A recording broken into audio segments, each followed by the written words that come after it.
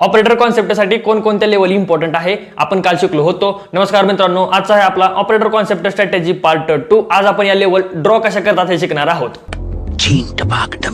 इथं बघा चार्ट वरती हा डे हायची इम्पॉर्टंट लेवल असते मार्केटमध्ये.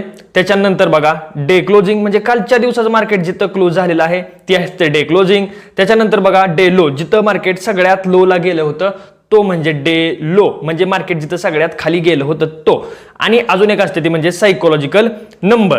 अशा प्रकारे या इम्पॉर्टंट लेवल आपण ड्रॉ करत असतोय. त्याच्यानंतर बघा मार्केटमध्ये इम्पॉर्टंट सपोर्ट रेजिस्टन्स ते पण ड्रॉ करावे लागतात. जसं बघा इथून मार्केटनं एक ह्यूज फॉल खाली केलेला होता, त्याच्यामुळे ही एक लेवल आपल्यासाठी इम्पॉर्टंट असणार आहे. त्याच्यानंतर अजून एक खाली बघा हा एक सपोर्ट आपल्यासाठी इम्पॉर्टंट असणार आहे. कारण त्याचा रिझन काय बाबा, कारण मार्केटमध्ये इथून चांगली बाईंग आलेली होती. तर हे सगळे इम्पॉर्टंट रेजिस्टन्स आपल्याला ऑपरेटर कॉन्सेप्टमध्ये यूज करावे लागतात. महत्त्वाची गोष्ट म्हणजे याच्यावरती मार्केट रिॲक्शन